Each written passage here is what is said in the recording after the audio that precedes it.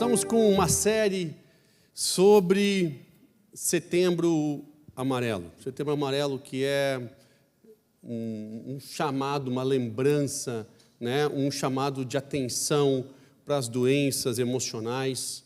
E assim como tem, né, o Outubro Rosa, o Novembro Azul, nós estamos aqui tratando de um tema importante. Aproveitamos esse mês de setembro para a gente estar falando sobre isso, chamando a atenção, chamando os irmãos a entenderem a importância de estarmos bem e sem sombra de dúvida, eu tenho absoluta certeza que, assim como nós falamos no primeiro domingo sobre o valor da vida, depois a esperança em meio à dor, nós vamos estar falando hoje sobre a importância da comunidade. Sem sombra de dúvidas, esse é um tema que, para mim, mais mexe, embora essa pregação, né, ela seja curta, seja breve, porque esse é o objetivo principal do culto, mas é um tema que nós poderíamos falar muito. Ele é um tema que nós poderíamos evoluir muito, porque nós não fomos chamados para viver sozinhos. Os animais não vivem sozinhos.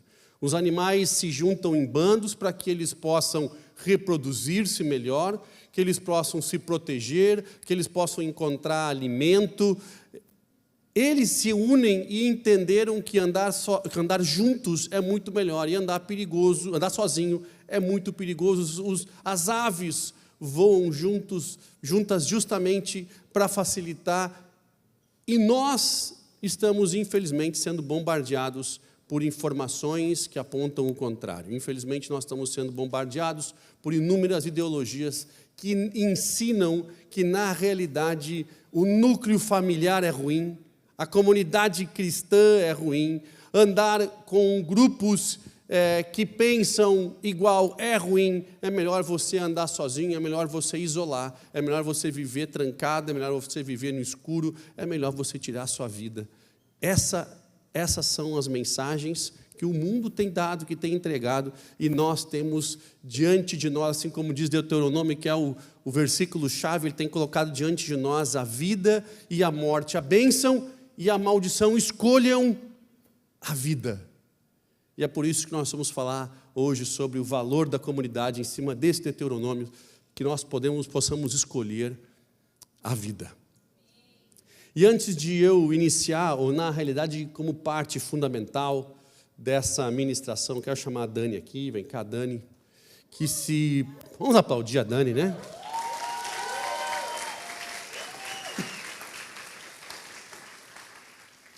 A Dani que se prontificou a estar dando um breve testemunho para a gente hoje à noite. A Dani tem passado por uma circunstância, uma situação muito única, muito peculiar, que tem colocado à prova a sua fé, os seus fundamentos, as suas raízes, e a gente tem visto um mover de Deus em cima disso, e ela se prontificou em estar dando testemunho, sabendo justamente desse tema, né? Por mais que nós adoraríamos que ela falasse, jamais iria pedir para que ela falasse sobre esse tema, mas ela se prontificou, e eu tenho absoluta certeza que, se você não sabe, você vai ser muito impactado por isso. Dani, obrigado.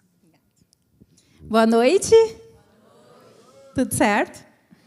Graças a Deus, entrando na primavera. Senhor, eu estou fadada do inverno. Na minha vida também, né, gente? Mas o que eu quero compartilhar, quando foi já colocado, né, quando o Anderson colocou esse tema, que seria no setembro, só os títulos já impactam a nossa vida, né? Sabendo daquilo que vai ser falado, daquilo que vai ser ministrado aos nossos corações. E no primeiro domingo, quando eu e Fábio estávamos aqui, ele disse assim: nossa, nós não podemos perder o culto da semana que vem, que era a esperança em meio à dor. E naquele dia a gente assistiu o culto online, né? Mas a gente estava no hospital. Então, para quem não sabe, meu esposo luta contra um câncer no intestino, com metástase no fígado, em grau 4, faz 11 meses. Então, estamos aí na luta, no tratamento. Ele tem feito quimioterapias, já fez mais de 20. E, alguns meses atrás, o médico aconselhou que fosse trocada a medicação. Enfim, porque já está fazendo algum tempo, né? E a gente trocou, a gente sabia de alguns riscos que isso poderia ocorrer, mas nós não tínhamos muita escolha, né? E, devido a isso, realmente ele teve então,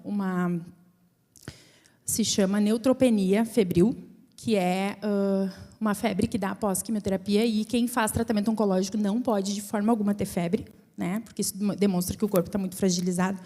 E aí, na segunda da semana passada, então, na madrugada de domingo para segunda, a gente foi no hospital e ele ficou baixado. Nós ficamos no hospital 12 dias. Mas o que eu quero falar desses 12 dias é da força que a comunidade, que vocês nos deram, daquilo que vocês fizeram ser mais leve para nós, daquilo que cada um de vocês orando, né? E no culto passado, antes até de tarde eu esqueci de falar, mas eu queria comentar. O Anderson, nós estávamos conectados e eu mandei uma foto no grupo da liderança que a gente estava assistindo o culto online, mesmo que a gente não estivesse aqui presente. Apesar da gente querer muito, né? A gente é igrejeiro. E ele orou, vocês oraram por nós, né? Então, sexta-feira o Fábio recebeu alta, está em casa, ainda está de isolamento, mas está em casa, muito melhor, um milagre, né? Mais um milagre. Mas o que eu queria incentivar vocês é viver comunidade. Porque eu vou falar aqui rapidinho coisas que vocês podem até achar fúteis. Tipo, isso, Dani, tu sente como o amor de Deus e cuidado dele? Sim, através da vida de vocês. Muitos eu ganhei um kit de chimarrão. Todo mundo sabe que eu gosto de chimarrão, a maioria, né? E eu ganhei personalizado, com a foto da minha família. E a irmã que me deu, ela disse assim, eu estou te dando para que quando tu tomar chimarrão, no tratamento do teu marido, tu olhe para a foto da tua família.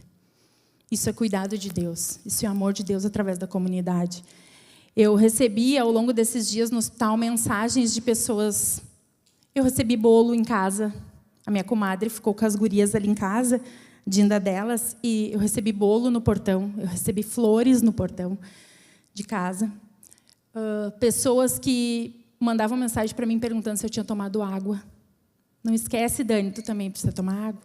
Comendo eu não esqueci, né, gente? Deu para anotar. Mas, né, a água era capaz de eu esquecer. Então, eu vivi tanto milagre no hospital, cada cuidado, o médico, o enfermeiro, o quarto.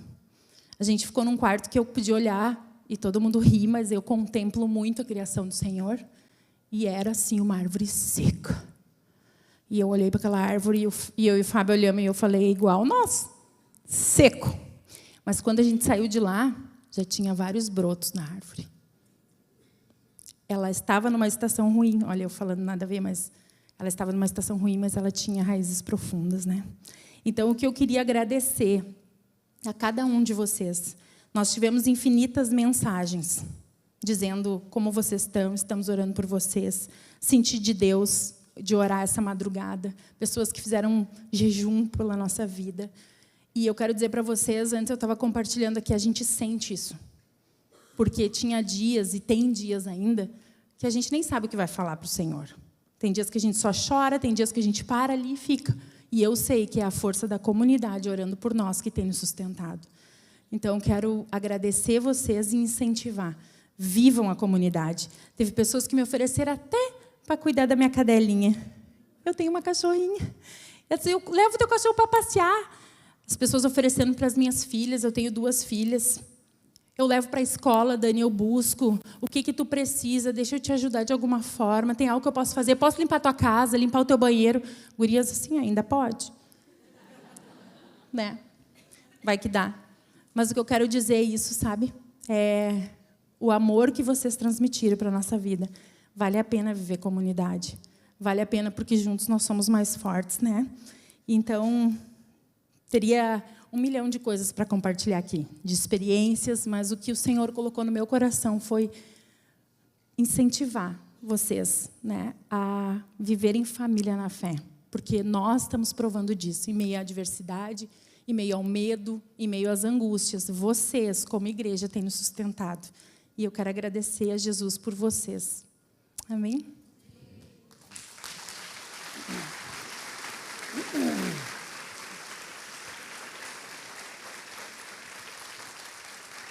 Estenda a sua mão para cá, vamos estar abençoando essa família. Papai, através da Dani, nós abençoamos toda a família. Abençoamos o Fábio, que está em casa assistindo o culto. Abençoamos as suas filhas, abençoamos o seu destino. Nós Podemos orar muitas coisas, mas nós vamos orar para que a Tua vontade se cumpra, porque ela é a melhor e ela é mais alta, ela é muito mais alta do que os nossos planos. Por isso que se cumpram os Teus e que seja feita a Tua vontade, Pai, para que sejam completos os Teus projetos para ela, para as filhas, para o Fábio, em nome de Jesus. Habita nessa casa, se faz presente, Pai. Nós, como comunidade, oramos e já te agradecemos por aquilo que vamos estar vivendo juntos em nome de Jesus. Amém. Obrigado, Dani. É isso. Isso é viver em comunidade. Em Gálatas 6 diz que levai as cargas um dos outros para assim conhecer a vontade de Cristo. Levando as cargas um dos outros, não levando a cruz um dos outros. Cada um pega a sua cruz e me siga, Jesus falou, mas as cargas um dos outros, Jesus teve ajuda para carregar a sua cruz, mas a cruz pertencia a ele. Mas ele teve ajuda num determinado momento onde ele já não tinha mais forças para levar a sua cruz, para cumprir o seu propósito. Esse é o verdadeiro evangelho, aonde eu consigo estender a minha mão e dizer, cara, levanta e nós vamos andar mais uma milha. Eu confesso para vocês que para mim nunca foi difícil ouvir as pessoas, e eu gosto de ouvir as pessoas, eu gosto de poder buscar uma solução, ou entender, ou tentar encontrar uma solução que às vezes não existe. Eu gosto de ouvir e eu fico atento, tentando entender e pedindo a revelação de Deus para achar uma solução para um determinado problema. Eu não tenho problema em ouvir as pessoas, mas eu confesso para vocês que demorou muitos anos até eu ter a condição de falar dos meus problemas. De conseguir dizer, eu preciso de ajuda. Porque dizer que precisa de ajuda demanda coragem.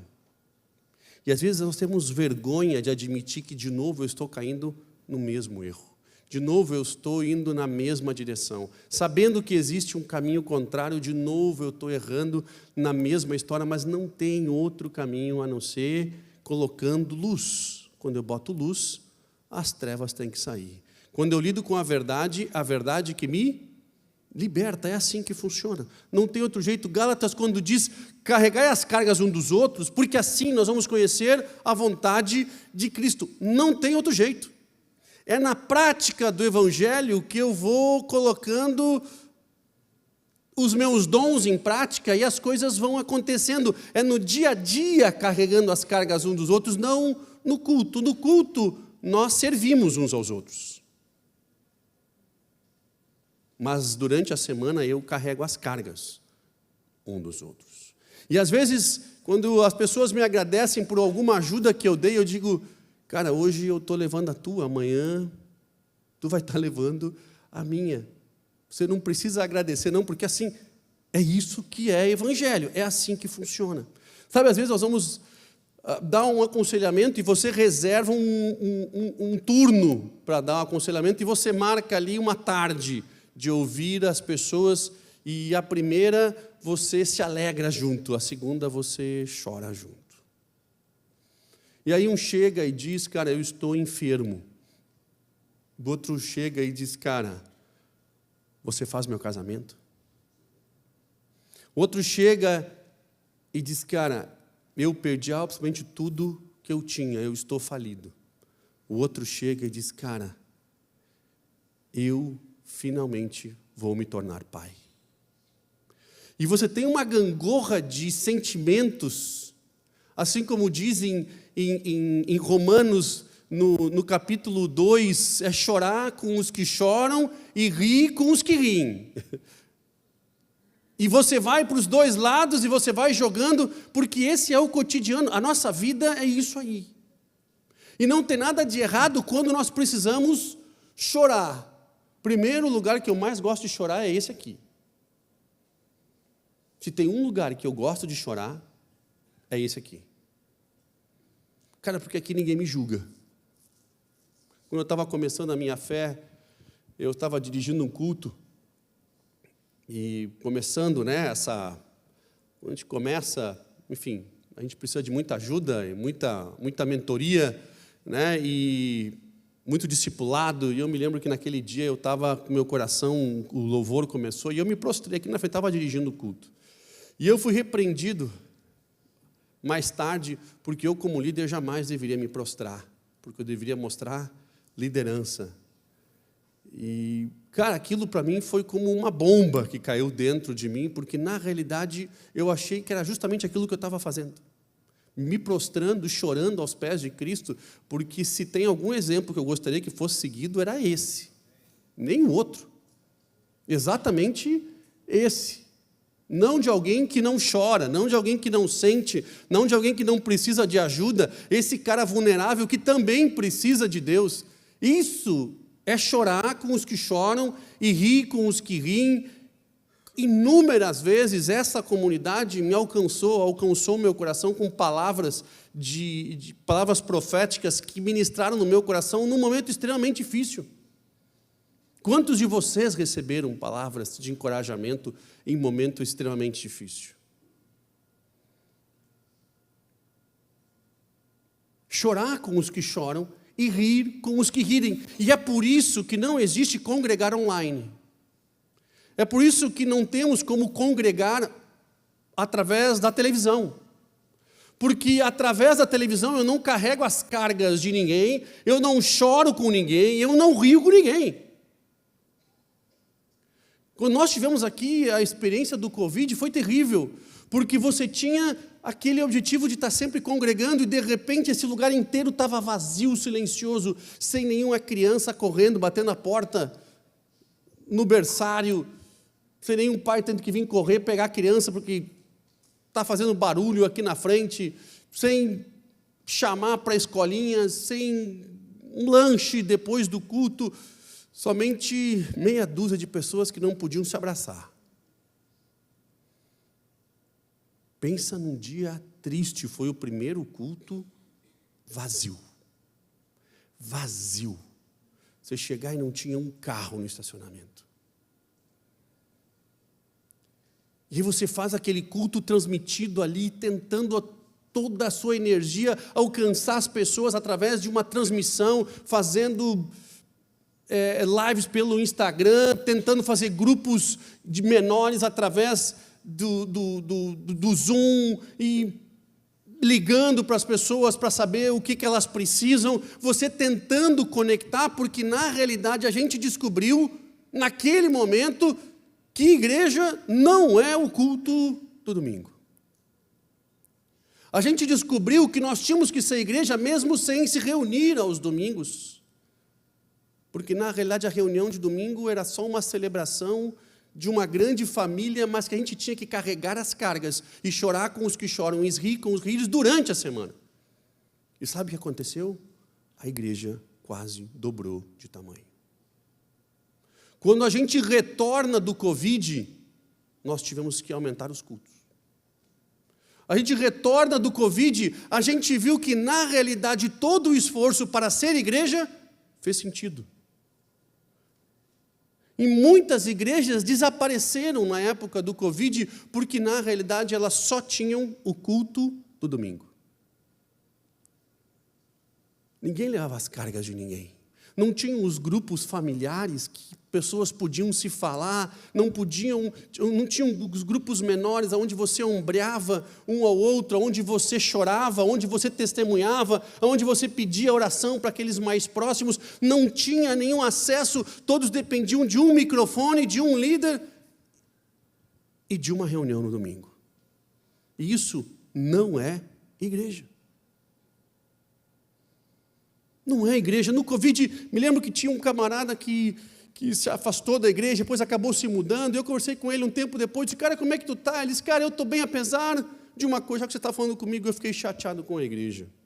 Eu fiquei chateado porque um parente nosso morreu no Covid e ninguém me ligou, ninguém fez nada, ninguém foi atrás de mim, ninguém foi atrás de mim. Expressão dele, atrás de mim. E eu perguntei para ele, aonde você estava nesse momento? Porque no momento de dificuldade, nós estávamos correndo para tudo que é canto. Era de manhã, tarde e noite, nós estávamos extremamente esgotados, atendendo a absolutamente todo mundo que se chegava até nós, todos os pedidos de orações. Nós nunca trabalhamos tanto como foi naquela época do Covid. Aonde você estava que você não falou da sua dor? Aonde você estava que você não externou? Com quem você andava? Você estava congregando? Porque se você estivesse de fato congregando, você não estaria só. Nós não fomos feitos para andar sozinhos. Cristo não andava sozinho. Cristo só ficava sozinho quando ele saía para orar. Não tinha nenhum outro momento em que ele se afastava das pessoas. Pessoas, gente, a prática do Evangelho não se dá num culto, não se dá num evento. Igrejas que transformam as suas operações inteiras em eventos não conseguem congregar. Porque você não tem tempo de carregar as cargas uns dos outros. Porque para carregar as cargas uns dos outros, você tem que saber ouvir o outro. E você tem que poder falar ao outro. Se você está tão ocupado realizando eventos e realizando cultos, você não consegue nem ouvir o que está sentado. Você está muito ocupado para ouvir a necessidade do seu irmão e conseguir carregar a carga dele. Em 1 Coríntios 12, diz que quando um membro sofre, todos sofrem.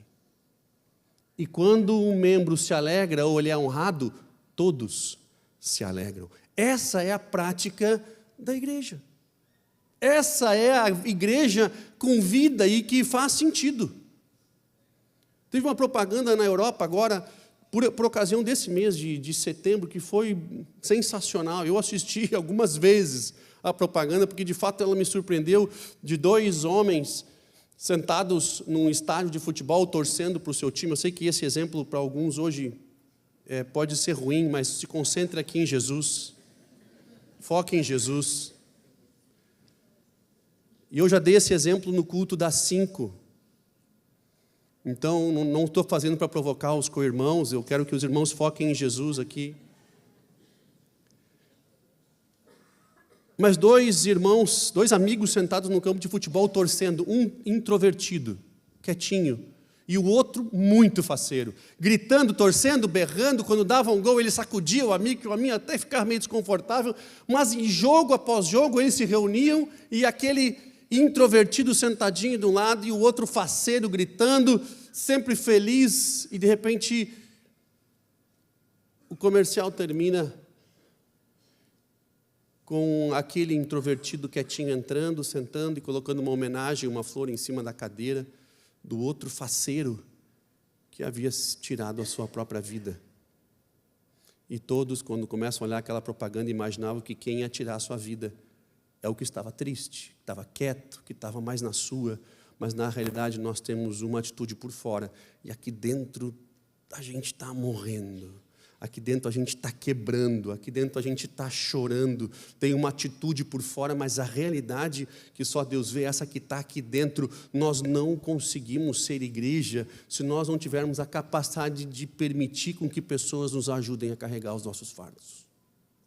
Meu irmão, escute, você não é um fardo para essa igreja. Meu irmão, você não é um fardo. Você vai encontrar aqui pessoas que vão querer lhe ajudar, que vão querer lhe alcançar, que vão querer lhe ouvir, que não vão lhe julgar. Não somos perfeitos. E talvez venhamos a errar com você, mas nós queremos lhe ouvir. Não se isole, não se esconda, não vá para o escuro, venha para a luz. Exponha a sua vida com pessoas que vão amar você e que vão carregar o seu fardo, porque hoje você talvez precisa de ajuda para carregar o seu fardo, mas amanhã você pode carregar o fardo de alguém. É assim que funciona. É assim que nós praticamos o Evangelho. É no dia a dia, não é no domingo. No domingo, nós nos divertimos, nós nos alegramos, nós celebramos. Mas amanhã é que começa a carga. E ali, eu preciso de alguém. A igreja, o pessoal sempre diz, cara, nos domingos eu estou ocupado com a igreja. Deixa eu dizer uma coisa para você. No domingo, o que eu mais me divirto é com a igreja. Eu estou ocupado com ela mesmo. São os outros dias. A igreja não me ocupa no final de semana, ela me ocupa nos outros dias. Que é quando a vida acontece.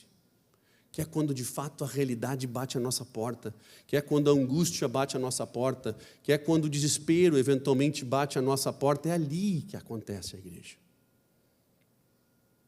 Em Mateus, no capítulo 25, no verso 35, Jesus dizendo: quem vai subir no juízo final? Quem vai subir no chamado da última trombeta? E eu faço questão de ler para vocês o verso 35, ele dizendo: pois eu tive fome, vocês me deram de comer, eu tive sede, vocês me deram de beber, eu fui estrangeiro e vocês me acolheram, eu necessitei roupas e vocês me vestiram, eu estive enfermo e vocês me visitaram.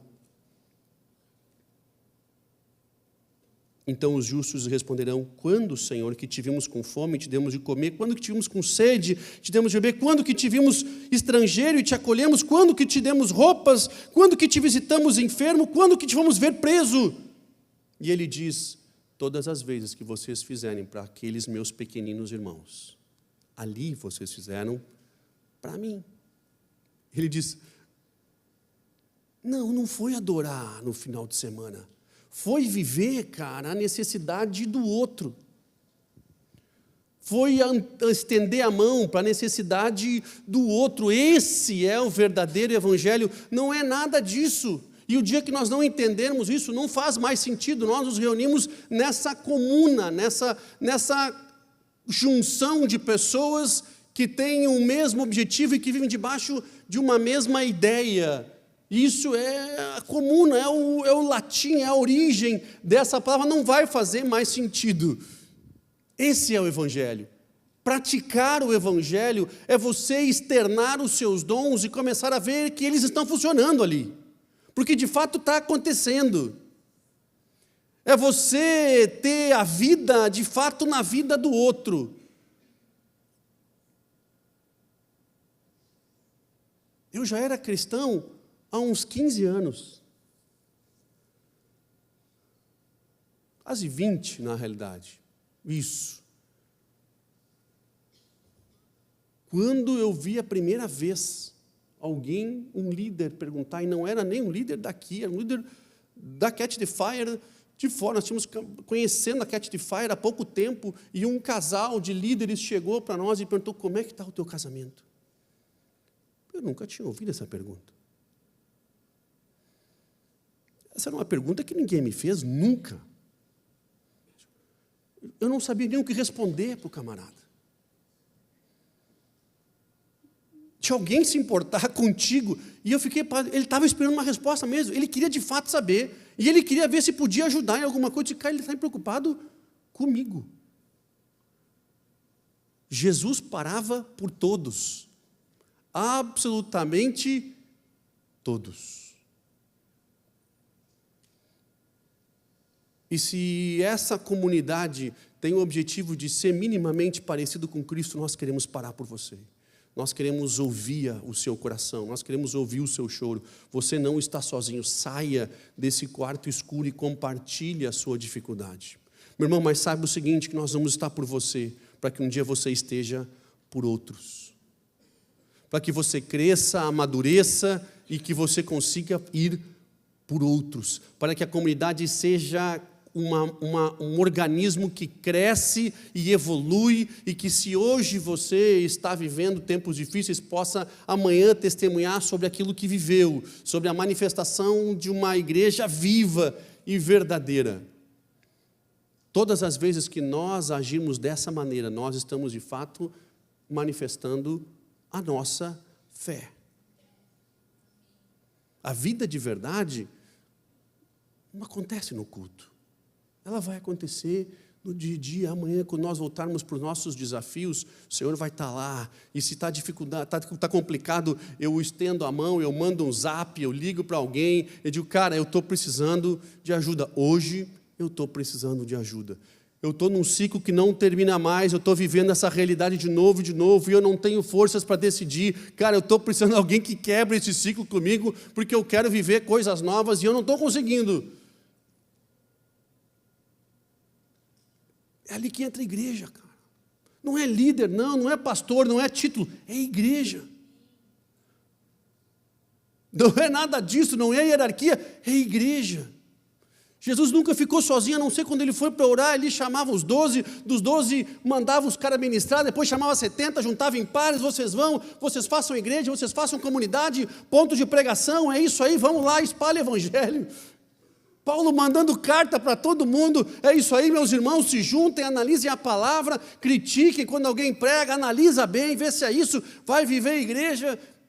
É isso, não é outra coisa. Nós não nos reunimos aqui, cara, porque a gente gosta e que a gente só se sente bem, e de fato a gente gosta e se sente bem, mas nós juntamos aqui como manifestação daquilo que acontece a partir de amanhã.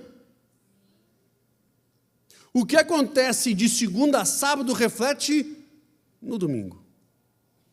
Não é o que acontece no domingo, é o que o reflete de segunda a sábado. É Deus se revelando dia após dia nas nossas situações, sejam qual forem. Meu irmão, nós queremos continuar chorando com os que choram e riem com os que rirem. Nós queremos continuar isso. Sabe o quão difícil é para a gente que tem que fazer essas demandas ministeriais, fazer velório? Cara, é muito difícil. Eu particularmente não curto isso, com exceção de algumas pessoas. Não é que a gente ficou feliz que ele morreu, não. Mas é que a história do camarada foi tão impressionante que no velório você chega lá e está cheio de gente falando de como ele viveu e não de como ele morreu. Está cheio de gente lá contando história de como esse cara viveu e como ele impactou a vida XYV. Está cheio de gente contando história e testemunho. Se ele morreu, cara, num acidente, enfermo, não é o ponto auge. O ponto auge é de o que ele fez e impactou os outros. E quando você vai fazer encomendar aquele momento, quando você vai fazer a despedida, o que você tem mais é história para contar. E as pessoas estão chorando e rindo ao mesmo tempo no velório. Porque elas acham engraçado, se divertem, porque o que lembra aquela pessoa são os momentos que impactaram ela tanto e que é gostoso e agradável você lembrar. Você não lembra com dor, você lembra com satisfação por ter tido o privilégio de ter vivido com aquela pessoa. Pessoas que falecem e que por décadas os familiares contam histórias engraçadas e usam frases que impactaram daquela pessoa e você gosta de rever e reviver e você faz questão de reviver porque foi impressionante. O difícil é você enterrar alguém e você não ter absolutamente nada para contar e você só pode ler a Bíblia. Fomos no velório uma vez, uma situação muito complexa, onde o pobre do padre é chamado para fazer o velório, e eu me aproximei ali da família, porque eu, na minha cabeça, não tinha nenhuma história boa para contar do camarada. Eu disse, cara, eu quero ver o que o padre vai fazer, pobre do homem, cara. Está aí uma tarefa que eu não queria que fosse minha hoje. Cara, e o padre chama a família, então. E ele diz, cara, eu sei que ele era uma pessoa muito única. Ele começa a fazer a volta, para não dizer que era uma âncora para a família, né? Para não dizer que era um problema. A família também não conseguiu achar nada de bom para dizer do cara, meu. Eu disse, bem, então, é isso aí, e vamos para a liturgia padrão, faz o beabá, encomenda, é isso aí, vamos embora, e cada um pega numa alça, e é o que deu, cara. Foi o que deu. Pensa num negócio triste, cara. Agora, você já foi em velório de crente? De crente? De crente? O primeiro velório que me impactou na vida foi do vô do Lores, lá em Campo Bom, não foi? Eu cheguei na rua, estava todo mundo contando piada no velório. Na rua, faceiro. O cara era sensacional, ele tinha um humor impressionante. Eu disse, cara, isso aqui, cara, é assim que os crentes morrem, cara.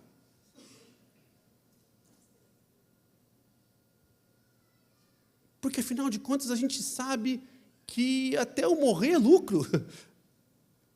O que eu estou dizendo para você é que Deus nos permitiu escolher a vida e a morte. No momento certo, nós vamos encontrar, todos nós encontraremos a morte. Até lá, todos os dias, nós escolhemos a vida.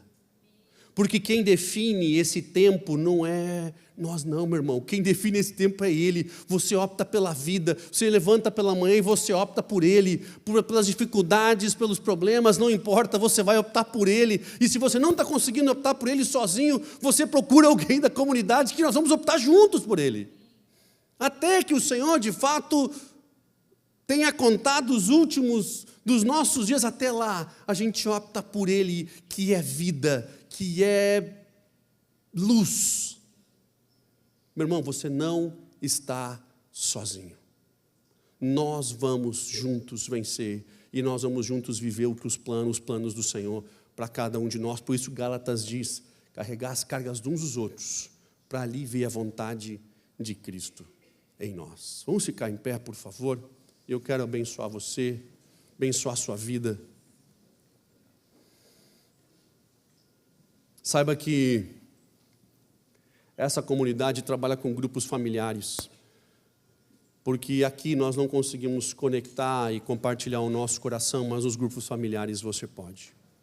Nós temos dezenas de grupos familiares que podem alcançar, faça parte de um, para que você possa ter voz, para que você possa ter acesso a alguém mais próximo. Você não precisa e não deve andar sozinho.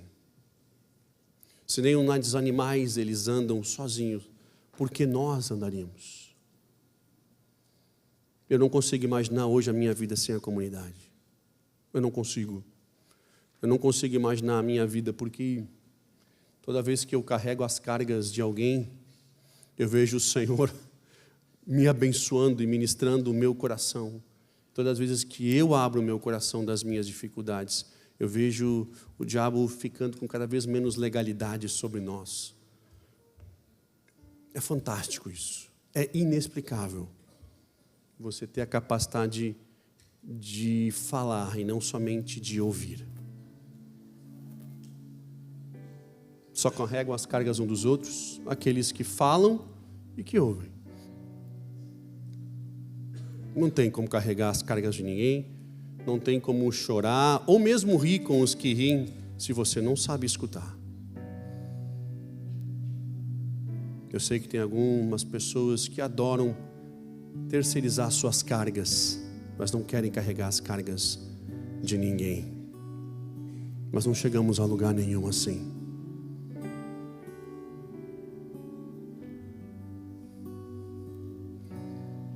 Papai, nós estamos reunidos nessa comuna, nessa comunidade, pela Tua palavra, por aquilo que Tu falou, por aquilo que Tu fez, por aquilo que Tu nos comissionou, nos chamou. Muitos de nós aqui precisam falar, e não tem ninguém para isso. Papai, que essa comunidade esteja com os ouvidos abertos, que aqui encontrem ouvidos para ouvir e amigos para carregar os seus fardos, amigos que venham levar por mais uma milha até que Tu venha. Como manifestação da Tua vontade, nós nos alegramos com os que se alegram e também choramos com os que choram, porque um corpo verdadeiro, como diz 1 Coríntios, é aquele que sente o que o outro sente. Se alegra quando o outro é honrado, mas também se entristece quando o outro está em situação complexa. Papai, nós precisamos de Ti. Pai, que essa igreja, ao se reunir nos domingos, manifeste o Teu mover de segunda a sábado. Alcança cada um de nós. Para nós repreendemos todo o espírito maligno de depressão, que tem rondado e que tem forçado as nossas vidas a um caminho de isolamento, de escuridão, nós repreendemos em nome de Jesus, quebramos essa autoridade sobre nós e pedimos: Espírito Santo, entra, tu que é luz no caminho, é lâmpada para os pés, ilumina-nos, em nome de Jesus. Amém e amém.